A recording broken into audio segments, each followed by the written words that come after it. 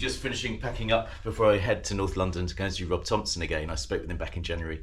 We're talking about the stuff that's come out around Church of England and how they've dropped the ball on what they're calling living in love and faith.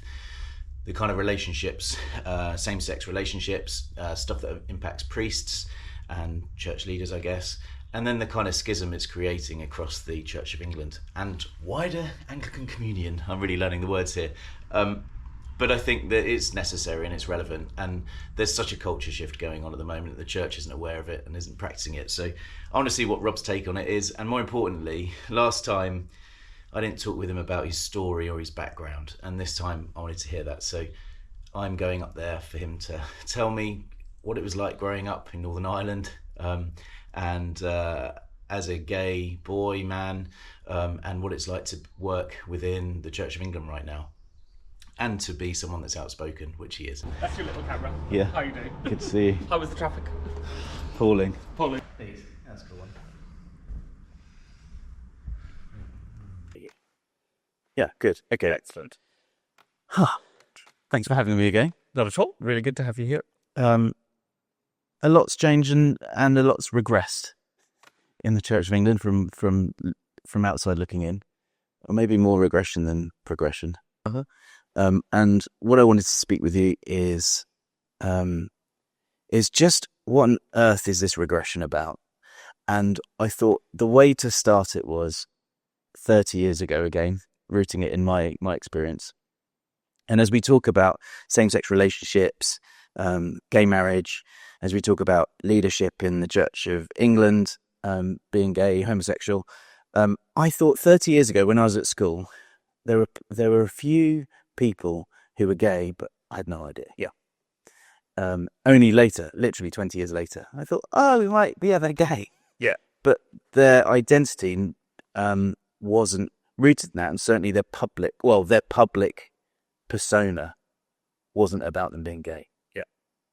The church is often known as slow to get a hang of what the culture is. Yeah. And back then, with the music, with everything else, there was almost on par with the culture, maybe 10 years, 20 years out of date. Now, as we've spoke before, the music, the style, the service, everything, especially in the evangelical and charismatic churches, they just haven't moved on in 30 years. What's interesting is, when I was at school, my friends who were gay that I didn't know, and even actually 15 years ago, friends that were in church were gay who I didn't notice, didn't bother me, I didn't know. What's changed in our culture now is we're pretty expressive with our sexuality. Our identity, our persona, the way we portray ourselves often is rooted in that. And certainly a lot of what's going on in culture and continues to, there's been a real emancipation, there's been a real growth in that. And yet the church, being the body and thing that it is taking a while to keep up. Living in love and faith seem to be a way of trying to understand how church can relate to culture, how it can be understanding of and standing in the gap, or being the light on the hill, or any of the expressions, being the salt. But recently, 2 weeks ago, a week ago, that attempt at being a church that understood the culture it was within, took a massive step backwards. And we spoke for a while first time when I came here, and we had a lovely summer's evening, and you told me your story. Is she okay? Shall I figure out? Yeah, dude, she's desperate. Yeah, no, I understand. Feeling left out. It's not it. Okay, right. No, poorly dog. There you go. Okay. She okay? Is she happy? She's happy now. She'll be happy. Back in. So I was trying to think, well, this is something that I don't fully understand, but the question I continue to ask is, well, what are the things that keep me from church, and what is it that would attract me back to becoming, to attending a church, being part of a community again? And this is kind of in the camp that would suggest I'm not as likely to to find a church at the moment. Yep. Because of the disjunction between having many LGBTQ friends and what the church seems to stand for. And now, I mean, we need to talk about what alliance. I was laughing in my helmet as I was riding here. Allegiance. Yeah. We need to talk about that. But yeah, is the Church of England just a homophobic institution? So the Church of England, in its communities, isn't homophobic. Obviously, we have a community here which is very not homophobic. We have a church warden, a gay man who's a church warden, and we have the other LGBTQI people in our community and a regular monthly LGBTQI service. And that's the same for many on-the-ground parishes and communities in the Church of England.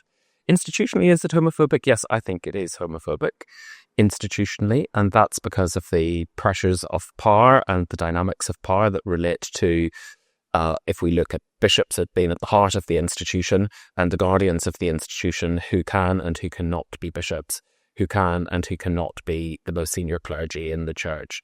So, yes, there's a very big disjunction between what communities are like on the ground, communities like ours, and the institution as a whole. And I think what you've said in your introduction is really important in terms of we are now in a culture in general which is simply much more transparent and much more truthful about sexuality and sexual identity. So, for example, when I was at school, I wouldn't have known anybody else who was gay at school. I came out to my best friend at school when I was 22, and then he said he was gay as well. And I had no idea that he was gay either.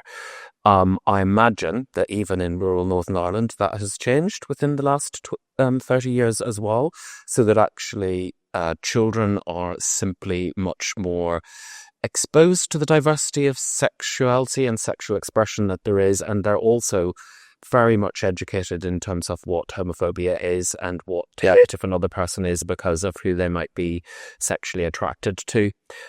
That's the case in our church school, for example. So our church school has posters on homophobia and transphobia, and this is a primary school, and that's actually much more explicit than what you get in the church at large in relation to those of us who work as clergy within the church. So I think the first thing I would say is that there's that disjunction. Yeah. I think culture has become more transparent and truthful, and the church hasn't. So in some peculiar ways, the church 30 years ago was probably a better place to be than the culture in general, because there was a sort of whole subculture in which people who were gay were accepted. The difficulty now, of course, is that because everything is becoming public, then the issue is about the public representation of sexuality. And that's precisely the issue with living in love and faith. Because what you have, the arguments over living in love and faith, they're not really arguments about whether or not I as a clergy person can bless people who are in a same-sex union. Lots of clergy have been doing that for a very, very long time. Yeah. The reality is it's an argument about whether or not we can bless those people with a liturgy that comes from the church and is validated by the church. So it's about the public validation of that within the church context. Yeah. So one of the things, essentially, if you were to boil it down, and I think I heard someone speak about it in a podcast lately, but the culture years ago, I think we're roughly similar age. I guess our culture is probably fairly similar. Was almost seen but not heard. Yeah. And even if you would see it, it wasn't it just kind of didn't really matter. Like I remember a really close friend when I was working in London. We used to go sort of cycling all over the place to Oxford from London, all sorts of stuff. We both enjoyed just getting on the bike, and my wife, girlfriend at the time, said, you know he's gay, right? And I went, it doesn't matter. It doesn't matter. Yeah. He's a friend. Yeah. And it was quite interesting how I can view it from when I was in my mid-20s as it not being something that we just enjoyed cycling, and we had good conversations. And now in the church, I don't. It's not. It's very. He's a Christian. We both went to the same church. I'm just quite confused how now there's a division based on it, and there's an in club, there's an out club, there's a schism occurring. So I think rather than us kind of talk, and I'd like you to unpack it because you know it far more. Being vulnerable about it, I think is really important as well.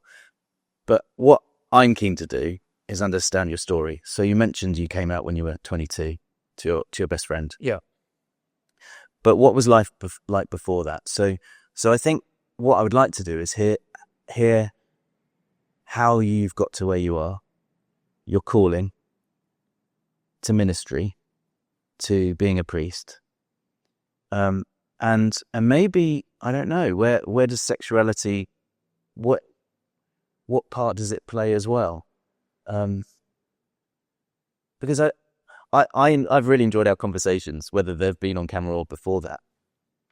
And to me, that's not part of why I enjoy conversation with you. Do you see what I mean? Yeah.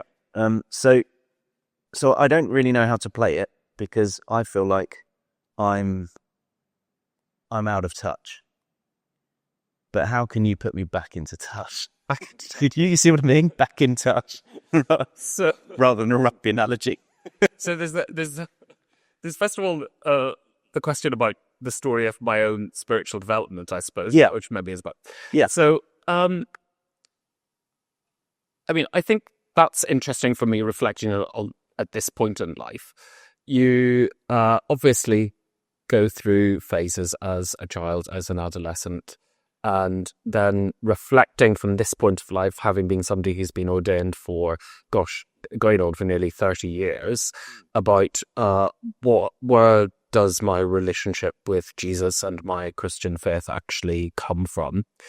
I mean, I was brought up in rural Northern Ireland in a context which is pretty much conservative Catholic and conservative evangelical. So I was brought up in the Church of Ireland in a fairly conservative evangelical context for a while.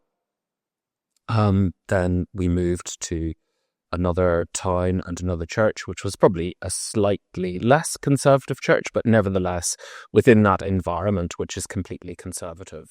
So within and just again, I kind of want to play it a little bit like Dummy's Guide. Yeah. What do you mean by conservative and less? So conservative in relation to, let's say, sexuality in particular, absolutely not talked about. The only way in which, people who were gay were talked about were people who were caught cottaging in the local toilets and perhaps had to go to, to court because of public exposure. Yeah. That was the only context in which people within my family were talked about if they were gay. And that would have been perhaps general within the culture, certainly within working class culture, I think. The other aspects of that in terms of conservatism would be that certainly within the Church of Ireland, the dominant theologies would be a very conservative evangelical theology about sin and God and the human fall from grace and the need for salvation. And sexuality would be parked up in that, so that homosexuality or any deviation from heterosexuality and the expression of sexuality within heterosexual marriage would be seen as a fall from grace and in need of salvation. So those things going together. I think I was very aware from when I was in primary school that I was different, and in contexts in which the dominant culture was that you had to be attracted to girls in your class. I didn't really particularly fit in and knew I didn't fit in. I think there was strong attempts to fit in, but then also strong attempts by others to other me anyway. So, seen as sort of the sissy boy or the poof. So, words that are bandied around all of the time, which would be seen now very much as bullying if they were used in a school context, but certainly weren't seen as that within the context in which I was brought up. Therefore, I was brought up within a really devout Christian household, in the sense that we went to church twice on a Sunday. I went to Sunday school once in the afternoon as well. So that is all part of the DNA of being brought up. And, we would have, as a child, I would have gone to other things like the local Presbyterian church, would have gone to the Christian Endeavour, or the youth group at the local Baptist church as well. So there was a whole mix of things going on, and very much an adherence to a culture in which Christianity wasn't just, a thing on a Sunday. Even it was very much part of the DNA of everyday life. I think the way that I would express it now is that I probably worked out my difference and my sense of vocation to the priesthood, which came when I was about 12, so at adolescence. That was probably an expression of sexuality in some way. Sorry, I interrupted you. Sorry. But how were you aware of a calling at 12? What was that look like? And then bring out what you were about. So when I was 12, that's when everybody was confirmed in my church. Yeah. So we had confirmation classes. I think there were 60 or 70 of us who were confirmed that year in church. So we went, and I took my confirmation classes really, really seriously. Was just completely absorbed with it and fascinated by it and what this meant in terms of the next stage of development from when I'd been baptized as an infant. So I took it really, really hyper seriously, probably far too seriously. But I think that was an expression of becoming deeply religious as a way of actually expressing an otherness that was acceptable. So becoming that acutely devout person was actually an acceptable way of being gay somehow. Not that other people would have known that I was gay, but it was an expression of otherness. And for me now, I would, when I went to they're not called selection conferences now, bishops' advisory panels, I would have expressed that period as the period in which my vocation to the priesthood developed. I mean, it was after that I approached my rector to talk about ordination. But I wouldn't have talked about it in terms of sexuality at that point. I would have simply talked about it in terms of being really devout, being dedicated to those classes, having a sort of pseudo-mystical experience at the confirmation itself. So a real deep sense, when the bishop laid his hands on me, of being loved and being part of this community and being a valued part of this community. But now I would express that in terms of actually that feeling of being loved and that feeling of being held within God's love was part and parcel of actually wrestling also with those parts of me that the general culture was probably saying, those are the bits of you that aren't loved. So for me, actually now, I would say that actually I have become a priest precisely because I am gay and because of the culture in which I was brought up, because that was the way in which I think, not very consciously, subconsciously navigated what it was to be different within that context. Wow. So I think for me, what I find really difficult about the Church of England and the present debates in the Church of England is that it only really speaks about sexuality in terms of anatomical sexual expression, whereas actually the reality of growing up as a gay person within that sort of context has 90% of the ramifications are not to do with anatomical sexual expression at all. They're about actually dealing with who I am, who I'm attracted to, what does it mean for God to love me, what does it mean to feel in that moment of confirmation that I am completely loved. And so that's, I suppose that's the beating heart of my vocation, is actually I'm not really sure that I might have had the vocation if I was a straight child or not. So that actually, for me, being a priest is actually about that experience of my childhood. And that's why I get really annoyed by the debates in the Church of England, because it simply is all drawn down in the end, even though we don't talk about particular anatomical sexual expression because we're rather too prissy to talk about it in reality. Yeah. But the reality is that, that's not what being gay is. I mean, if I bring it to, another example. Yeah, the great. whole nonsense that people talk about gay culture. Well, we had a party recently in the vicarage where it was only gay men. All of the friends who came to this particular party were gay men. I think there were about 14 of us all together. At 10 o'clock, there were one couple got up and said, "Oh, we have to go home and walk the dog," and then two other couples got up at the same time and said they had to go home and walk the dog as well. Well, there you go. That is culture for you. No, that's what I'm aware of as well. You have to go home and walk the dog. Yeah. So, you're just a bit you're just getting along with life, just like everybody else. Yeah. That's it. So, yeah, that's what annoys me. It annoys me that we don't see sexuality within the broader context of what it is to be a human person and to grow up. Yeah. It annoys me that we particularly stereotype what a gay culture is, when a gay culture is multiple cultures to do with anybody who happens to be gay. And it also annoys me that although we're obsessed with the anatomical expression of sex, we actually don't talk about anatomical expressions of sex at all. So, going right back to when you were sort of 8 and 9 and you were being victimized, bullied, and discriminated against, was that a time? Do you think your being pushed out was what created you as being different, or were you already out knowing I don't fit here? Which do you think it was? So I think that's hard to say. I think that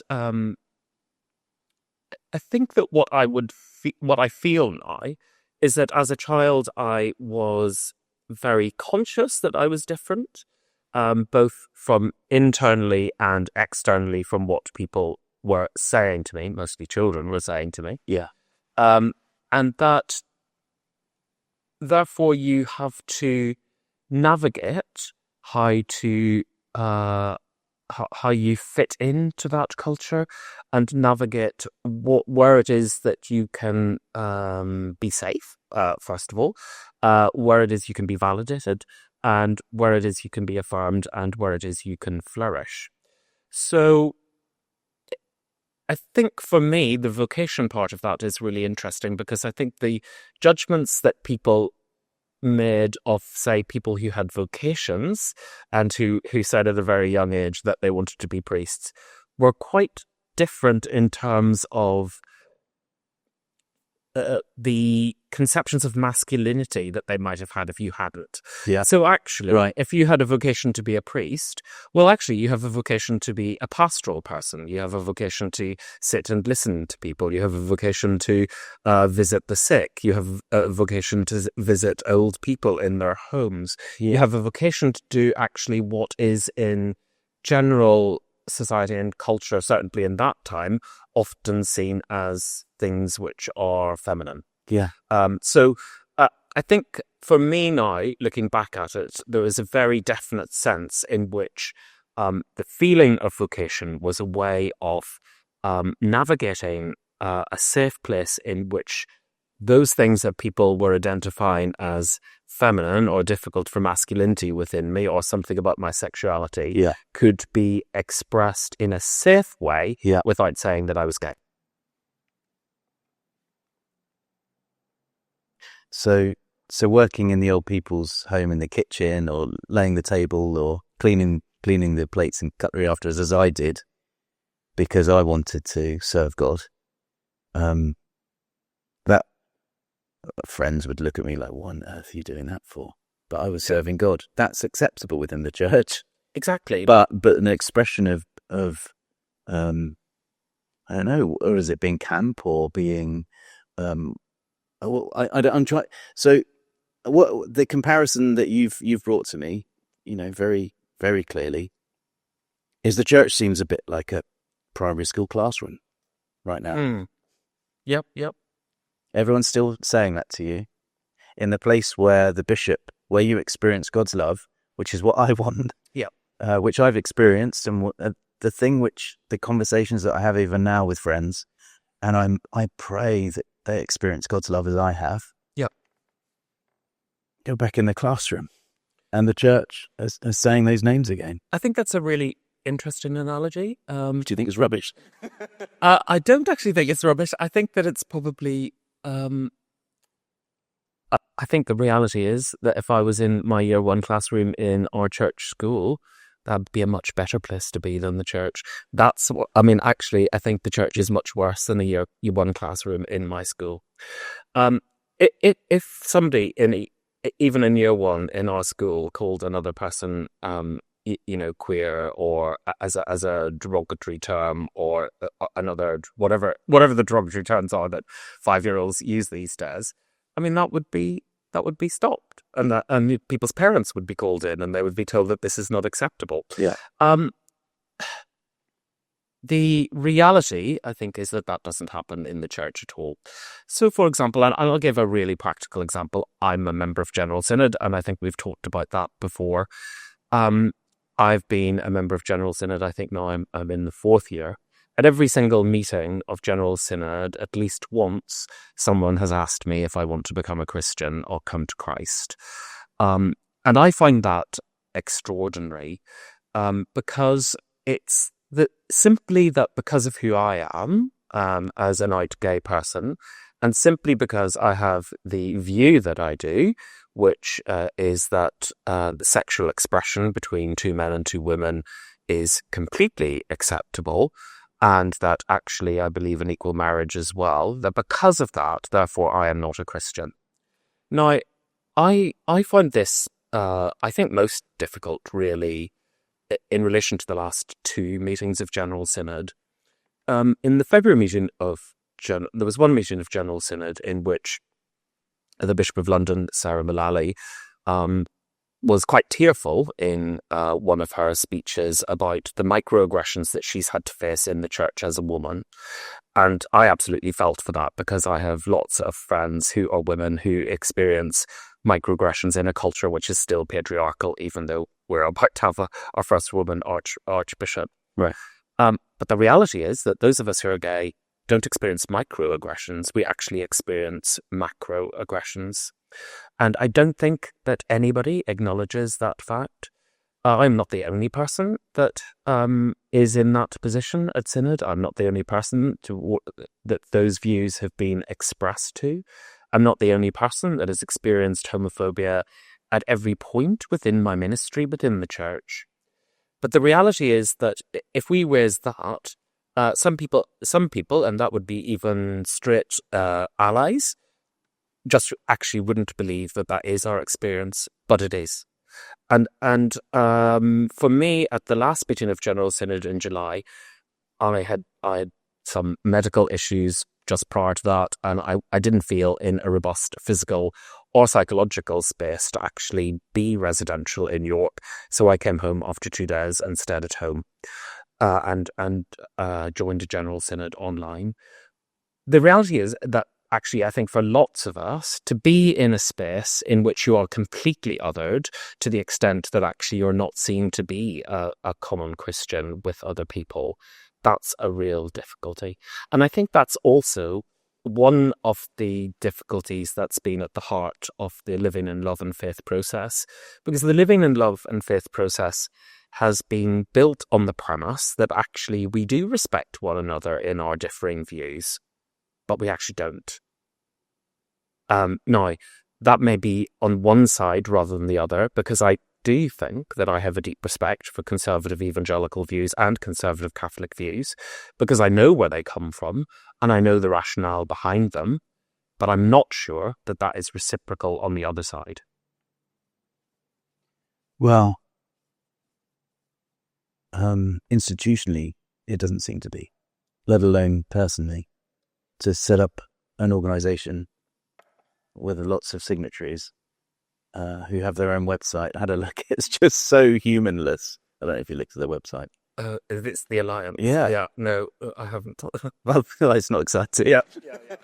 Apparently, you can even download a PDF of their page, which is incredibly useful. Right. But the recent thing, Charlie Bell, you suggested I read his article, and he put a link to a PCC guide. I don't know if you've seen that. Yeah. I mean, so when you talk about the respect isn't mutual, well, I'm not even sure. I think it's more. I'd liken it more to an assertive dissonance. Yes. Than even getting closer to respect. Yeah, and I think the real difficulty here is is that a lot of us, of course, I mean, not me individually in particular, but a lot of other LGBTQI people in the church will have had the experience of being brought up in conservative evangelical contexts, even into much later in their life, in charismatic evangelical contexts or in conservative Catholic contexts. They will have had that experience, and then they might have been forced out of those communities in the struggle for their own authenticity and truthfulness and transparency. Yeah. And I think that's a real difficulty, because I think the experience of a lot of LGBTQI people in the church is one of being excluded from communities when you try to question the premises on which that particular community is structured and the way in which it governs and functions. And at some point, you are excluded and asked to leave. That experience of being excluded and then finding another place where actually you're welcomed and affirmed and validated and are seen to be able to contribute is a really primary one. And the difficulty, of course, is that at General Synod, we're discussing these issues with people who have excluded some of us already. So, but the big difficulty and the big power dynamic for me that is always prevalent in these debates is, if these people want to run the whole of the church in the way that they run their own local communities, essentially what they're wanting to do is exclude me from the entirety of the church. So if you want to replicate what happens in a conservative evangelical church down the road, in the Church of England as a whole, what you're saying is, you're not welcome. Now, that's not acceptable. It's just simply not acceptable. But the reality also is that actually, again, some of our straight allies who believe in equal marriage and believe in sort of LLF wanting to go much further, they don't actually see the reality of that experience of having been excluded because they haven't had it. No. And the reality of having to sit down and talk to people who have excluded you and who want to exclude you still, and who, by the very act at each synod of being asked whether or not I'd like to become a Christian, actually don't see me as a Christian.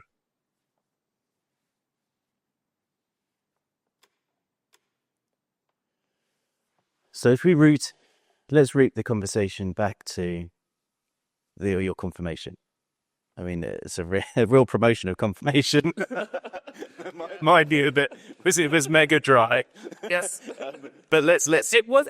No, you don't need to defend it. I mean, it's a great sales pitch. Yeah, I think I was probably the only person of the 60 or 70 that ever confirmed that experienced it like that. I mean, it did feel rather like a sort of conveyor belt of people being confirmed by the bishop. Yeah, I mean, those days have gone culturally anyway. But have that.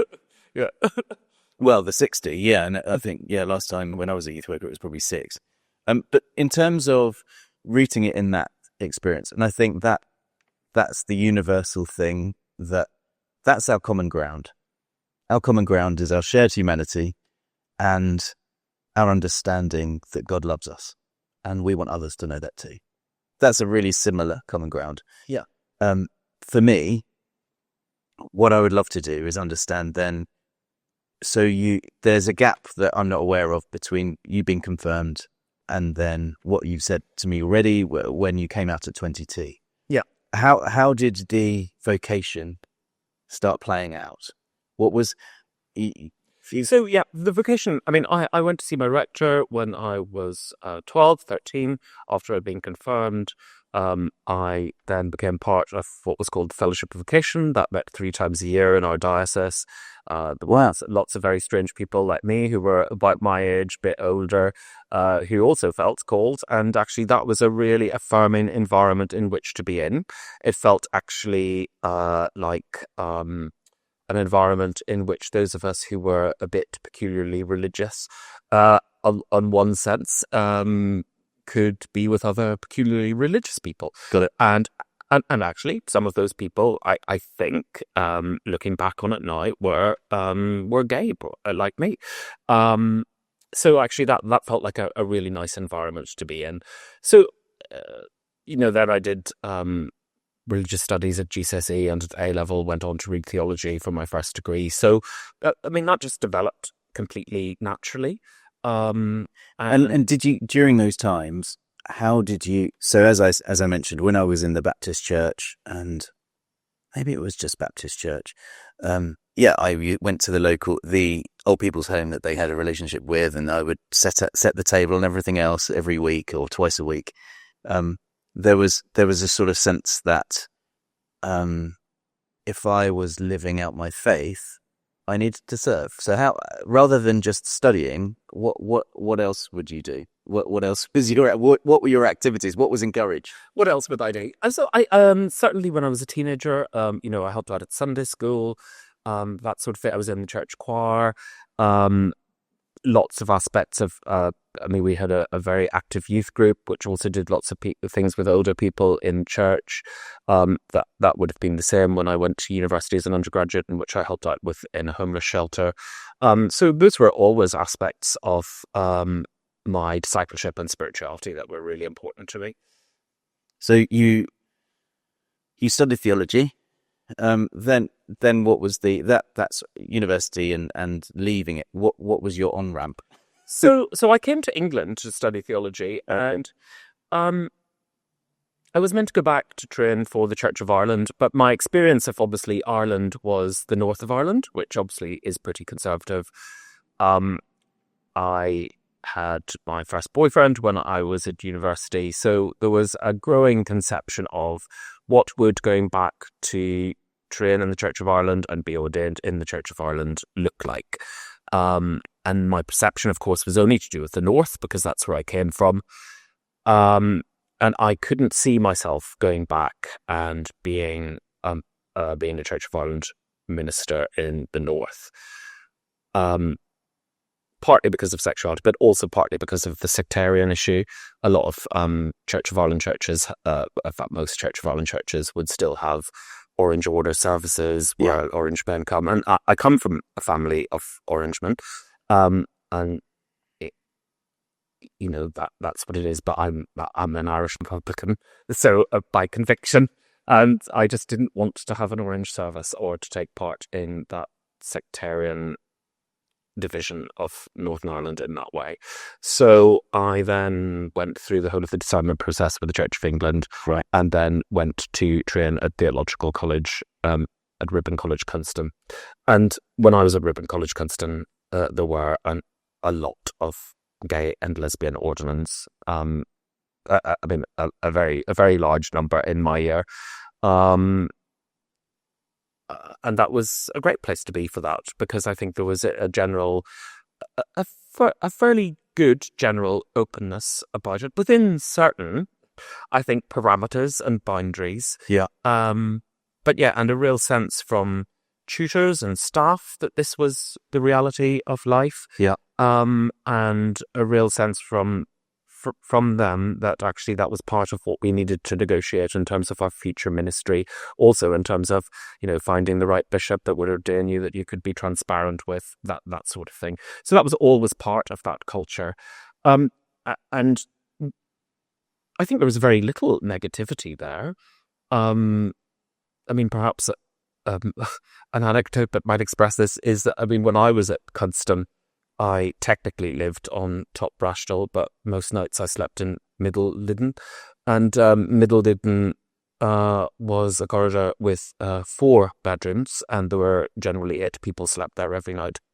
there was 2 heterosexual couples, a lesbian couple, and a gay couple. Right. And virtually everybody in the college knew about that. Yeah. That was acceptable. And I don't think that any of us caused particular scandal within the church community. I mean, one of the heterosexual couples whose room was next to the library did rather have noisy sex in the afternoons sometimes, but that was probably the most scandalous part. But I mean, that's the culture of that college. Right. And so that's the Church of England. Yeah. And that's part of the Church of England and how the Church of England exists. Yeah. That's the part of the Church of England in which I've become a part. And what's interesting though, so yeah, it's good to talk about the sort of nuts and bolts of it, because I, like you, I was involved in, as I said, a Baptist church, super conservative. Yeah. Rather than doing confirmation, I learnt the Bible. Yeah. And then won a Bible competition at 12, a national thing where we learnt all of it, lots of Lever Arch files. But off by heart. Yeah, well, I didn't learn. No, I would learn. So we had to learn things like the Order of the Kings. Oh, right. We'd learn a number, and if they'd tell us what a verse was, we'd need to be able to name it. So there was an element of learning it all. And we won. There were 3 of us. Yep. And we won the country competition. So that was my version of dedication. Yep. And learning it, really. So yeah, I came from that environment. Now, I then moved into Soul Survivor, all the stuff we've spoken about before. And sex before marriage was always massively frowned upon, looked down on. And essentially, if you believed you had a calling as a kid, but you started sleeping with your girlfriend, bad luck, you're out. Maybe need to think about a new career. I was very careful to do everything but. Everything's but, or it all becomes very, it's very odd in terms of what's allowed. Do you have to? Essentially, it was don't touch what you don't have. Right. That was the big kind of conservative push in youth work terms. And things have changed massively now versus now for Christians that it was back then. I remember, I think I'd just come back from the US working there, and I was looking for a job over here. I went to an international church to be their worship leader in Weybridge. It was basically an American church. And there was a chap there, I've forgotten his name. I think he's actually recently died, I think. Or maybe not, but if he's not dead, I got that wrong. People really criticise me when I get things wrong. Yeah. But he was the organizer of a thing called the Silver Ring thing. I don't know if you're aware of that. So that's reclaiming your virginity, isn't No. it? No, that's completely different. I mean, negatively, it's your parent or father putting a ring on your virgin daughter, saying you can't have sex until you get married, and then you can take it off. Right. That is super controlling. Right. The positive side, I'm sure, if you'd like to give me some ideas. But he asked me to speak with him on Rich and Judy. Yeah. And I'd not been on TV before and thought, well, I remember I got kicked out of my makeup chair by the funny-looking chef. I've forgotten his name. Anyway. No, I didn't have much makeup. He kicked me out and then I was on. And I remember sitting there thinking, oh no, I'm representing something I'm not into. Right. Because what that does, it others everyone. Yep. The key part to the ring or the theology or the heavy shepherding or whatever term you'd want to use for it, it others you. Yep. So my friends that did have sex, or my friends that weren't Christians and were then showing interest in it, were othered immediately. Yeah. What we're talking about here is exactly the same othering of people based on what you do with your bits. Yeah. Let me I just need to check this before you open it. Yeah, it's a cut. What am I doing with that bits? But it's true, isn't it? It is. So yeah, I've just started that camera game. So I think that's a really interesting insight, with which I totally agree. It's about othering other people, but there's also the other aspect to it, which is it's about a denial of your own experience as well. So yeah, absolutely. Yes, it is. Because what I want to say about that is, I mean, what you've talked about in terms of what was allowed or not allowed in terms of anatomical expression with a girlfriend. Yeah. obviously only with a girlfriend. Both for you and to church that you're in. But yeah, it's like, here's the distinction between intimacy and sex. Now, the reality is that we all want intimacy, and we all want affection, and we all want to have generally, most of us want to have a relationship with another human being in which we feel loved. Yeah. Now, when you're a teenager, I mean, if you cuddle somebody and you're full of testosterone when you're 15, well, you're going to get an erection anyway. Well, if the girl touches your leg on under the desk or somewhat, then the wind changes. I don't know what it is to do, what it is to be an embodied woman, obviously, but so some of my female friends have said the same. Now, the reality is that one of the difficulties, again, in relation to how we discuss sex, first of all, it's about lots of older people at Temple Synod discussing things that are often really actually most particular for people in a certain age bracket, and actually become even more complicated for you in a certain age bracket, because what does it mean to have an erection? What does it mean to feel that sexual attraction? What does it mean to have nocturnal emissions, for example? And the part of the history of the church, there's all of this stuff about monks praying that they don't have nocturnal emissions. Wet dream, yeah, exactly. So here we are discussing sex, but we're actually not discussing what is and isn't sex. Now, and that's also where the homophobia comes in, because, for example, if it's simply allowed that you can touch anything, don't touch what you don't have, which is fine. Don't touch anything that you don't have. Yeah, well, that's true. Actually, that wouldn't work the other way around. But exactly, that's a win. But I mean, the interesting thing for me there is a kiss sexual? I mean, is French kissing sexual? Kissing with, is that, when does it become sexual? When does anything become sexual? Is masturbation allowed? Is the stimulation of another person's genitals via your hands allowed? Is oral sex allowed? I mean, the reality, of course, for all of the biblical literature is that it is fixated on penetrative intercourse between a man and a woman, because it's about power and power dynamics and ownership of property and what you can do with your penis to another human being. Yeah. And that's where actually there's a real complication comes in our society, in which we have an increasing degree of acknowledgement of reciprocity within relationships, of mutuality within relationships, of mutual affection within relationships. And I would either like us to talk a lot more about anatomy, what is allowed, because at base, I think there is something which is quite viscerally problematic about our present debate, but it's never talked about. It is that actually, I think some people stand up in General Synod and all that they are really disgusted by is the fact that one man might bugger another man.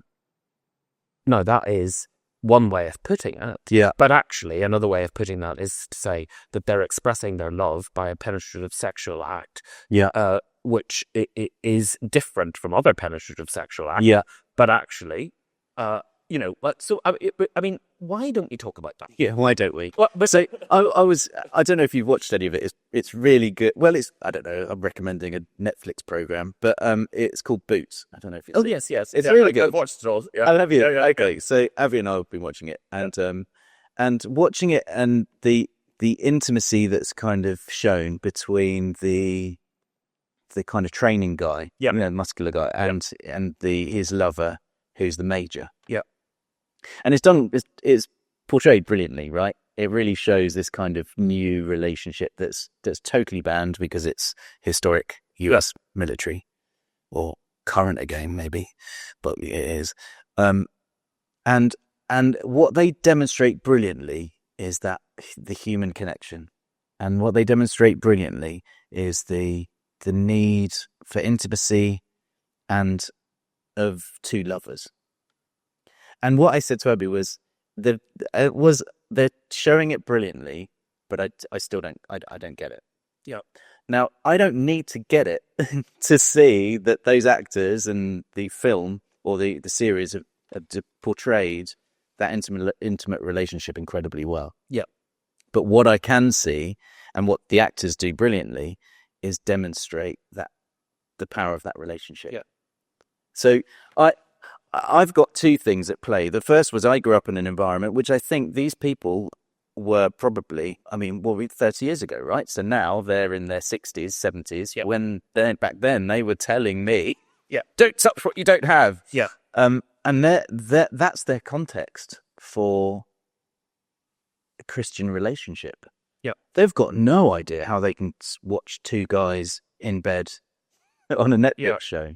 Yeah. We've got such a chasm in engaging with humanity that their rules were so, we can get serious innuendo, see, rigid.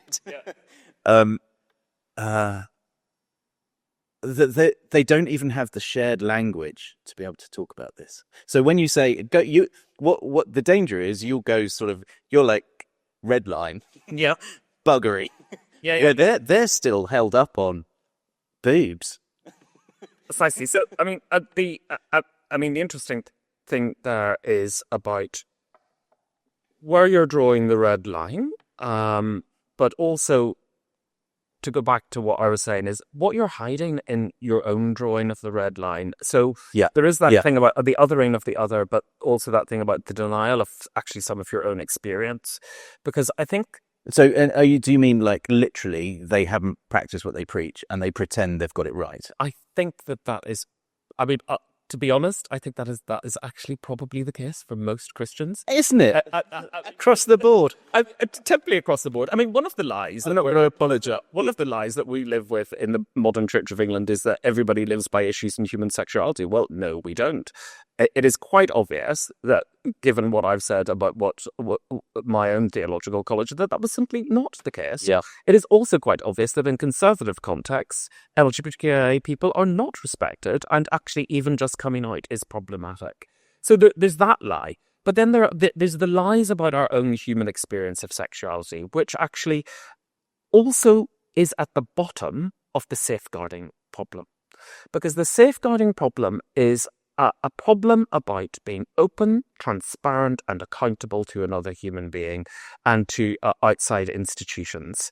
And what we do in the church is we often lie in order to maintain the position in which we're in, to maintain the facade that actually Jesus can get rid of all of these desires, or Jesus can actually help us to overcome them, which is actually not the reality of a lot of people who I've had pastoral contact with, and leads to an awful lot of guilt for people in terms of sexuality.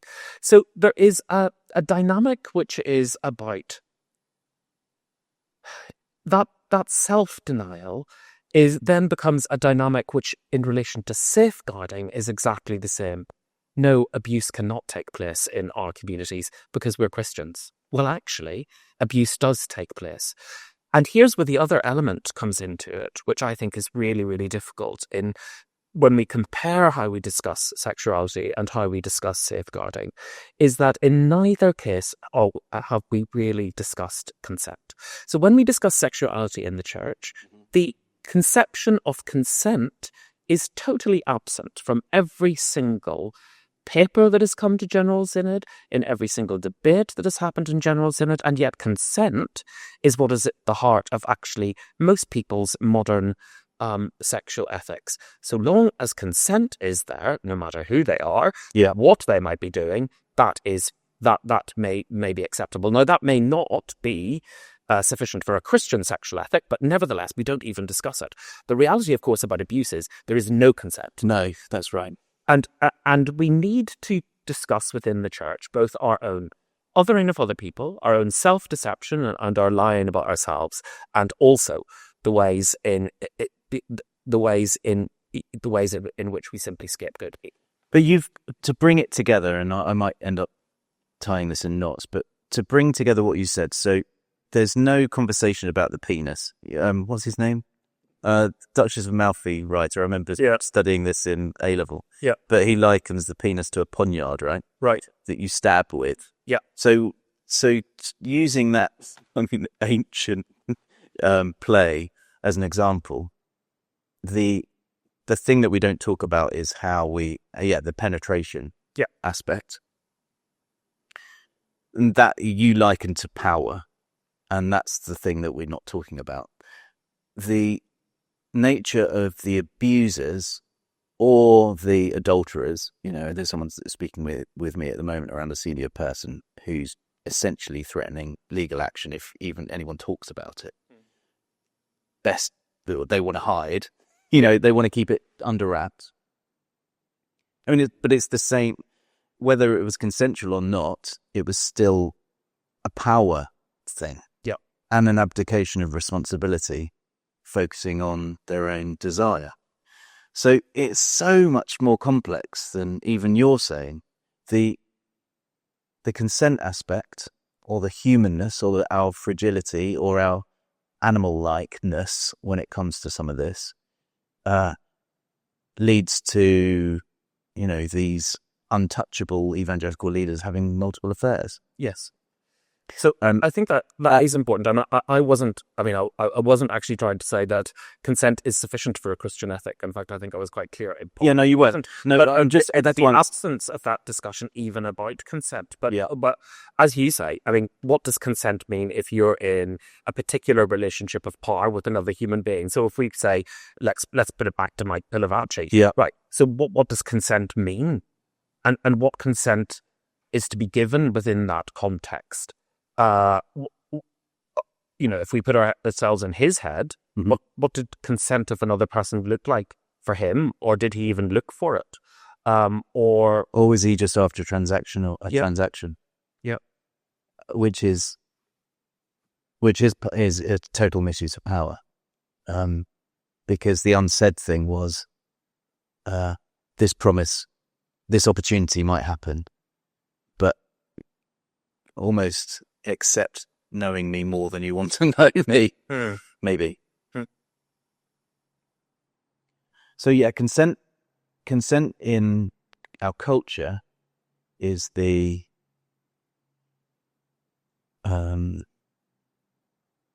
is what makes sexual practice that we don't really want to have to think about or understand valid, or you see what I mean? Mm-hmm.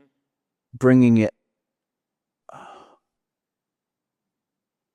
Okay, so I'm just the thing I'm aware of is the chasm between I keep wanting to call them alliance, and the rest of the church. It would be interesting if anyone from that was watching this, and we could ask them directly, what have you got wrong that you've kept hidden? Mm-hmm. Within this great standard, and are they living fully in their sexuality as well? Do they see it as a blessing? Do they understand the gift that it is, or is it something that's just horrific? Maybe that's a question to ask, because that name calling is no longer as unbridled as it is with a child, but it comes across in a letter or an email. It comes across with that weird, "Are you a Christian?" Or I get the same questions just by having these conversations, but they're still there. There just seems to be such a distance between those of us who are asking that simple question, "God, I want to experience your love. Jesus, I want to understand what it means to follow you. And Holy Spirit, give me what I need in order to do that, and to be a blessing to others." And so there's such a divide. That's where our common ground is. But the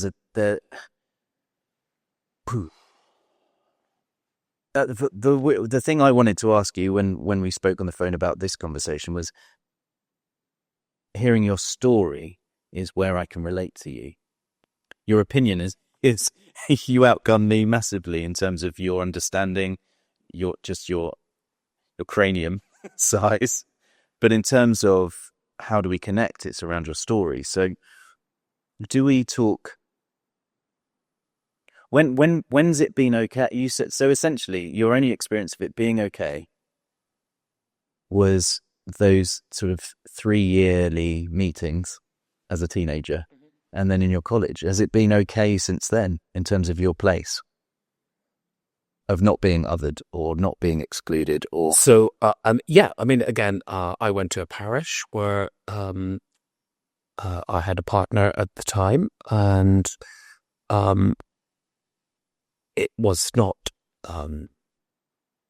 public that we were together, but it was pretty much known by lots of people. Sure. So I think the way we managed it within the parish was that the way that I and the vicar managed it within the parish was that, yeah, some people will be upset about this, but so let's not put it in their faces. But yeah, I mean, you can be as open about it within parameters as you want. So actually, that was a great place to be. Then I went into hospital ministry for a very long time. So that's a very different setup in which actually you're working in an environment in which it is secular, in inverted commas, in which there's lots of gay people work within healthcare. And bodies are a lot more loose. Bodies are around. And there's a surgeon and a nurse. There's a lot of bodies. So that was very different again. This is the first time I've been in a parish, and I suppose I've been here 7 years.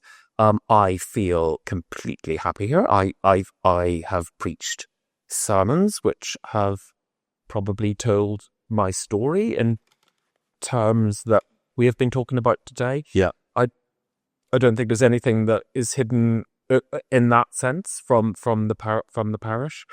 Yeah, so actually that's been a quite validating experience being here, and also being in a community in which a lot of people have had those experiences as well.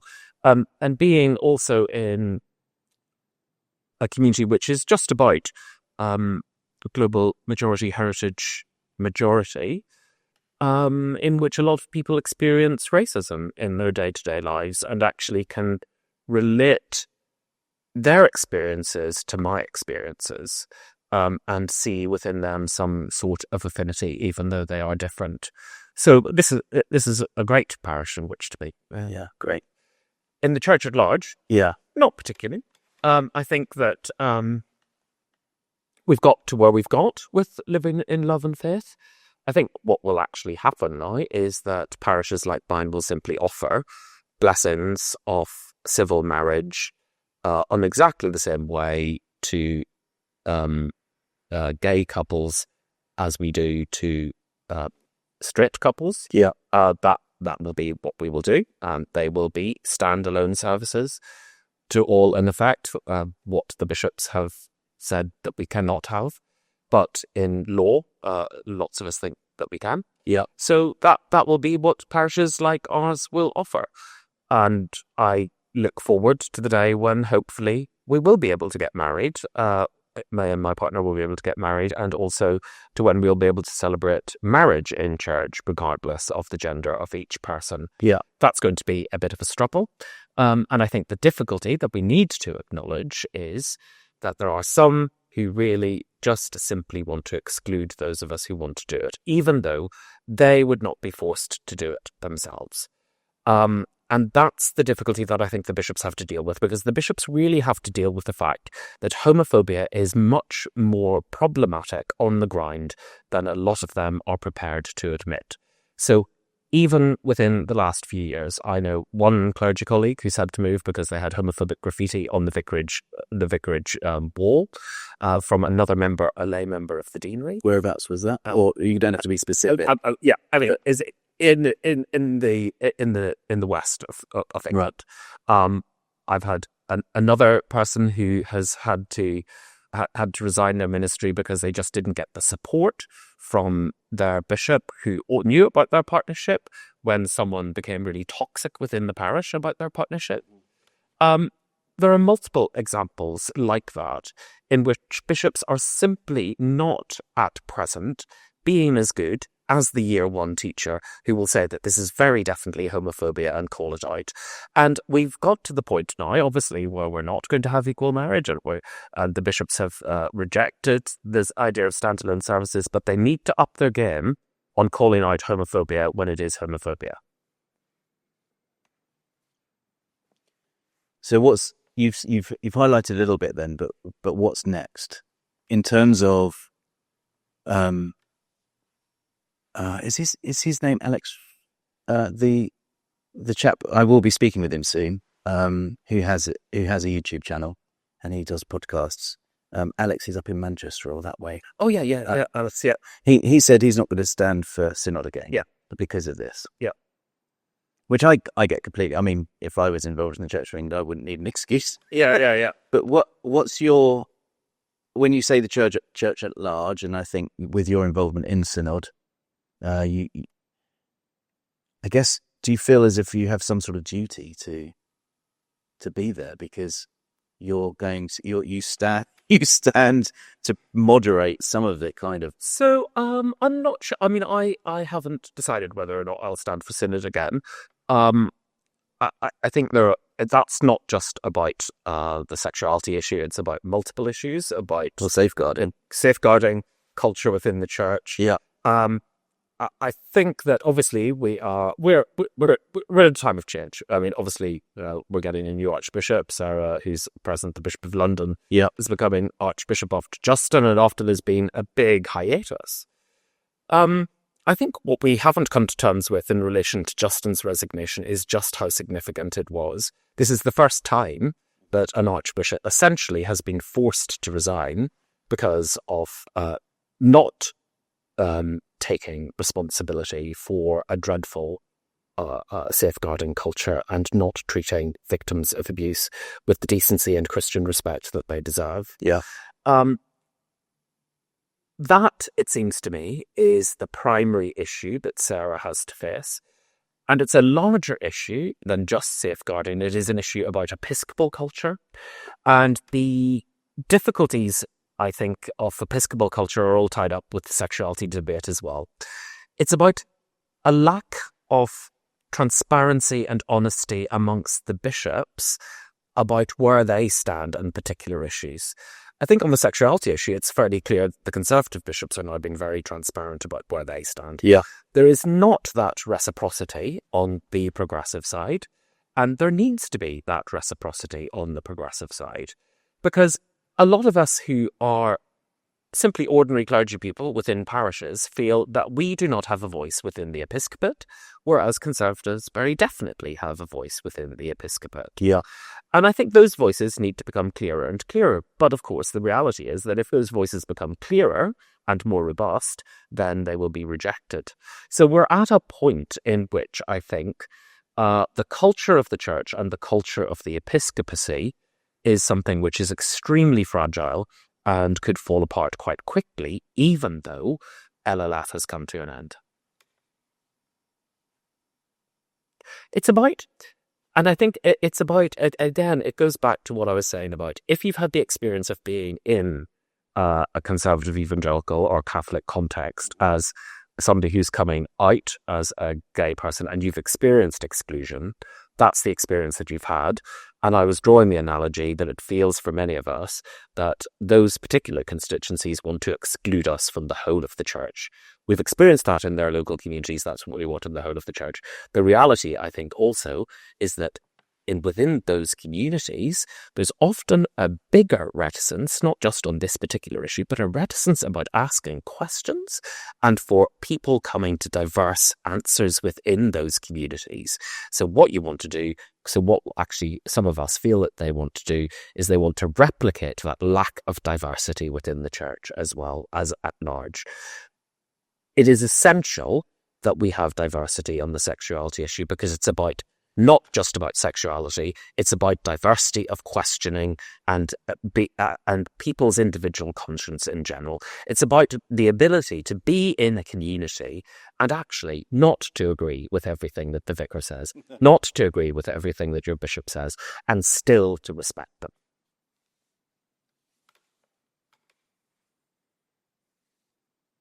That isn't what you're calling conservative guys want. They don't want that. They want control. They want a safe congregation that look and sound the same. That's what they've always wanted. They sell more books that way.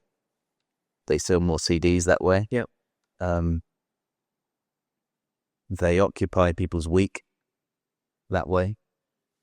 It's not actually in their design to have a rabble of people trying to understand how to live as a community. That's that thing which, is the ideal, which is what's attractive about Christianity. Yeah. That's not the Christianity they want to build. And it's a real difficulty. And I mean, there you have already, again, the echoes of the problems that we have in safeguarding. Because what you're describing, it feels to me, Sam, is a bit like a cult. And the question for me about some of our churches today is, in what sense is it actually different from being in a cult? If this community is meant to soak up all of your time and your only objective is to make people members of this community, what does it actually mean to be a human being, a person made in Christ, be bearing Christ's love in the community in which Christ has set you? If it's all just about making people members of this community and our community and giving them a Christian identity, where's Jesus gone in all of that?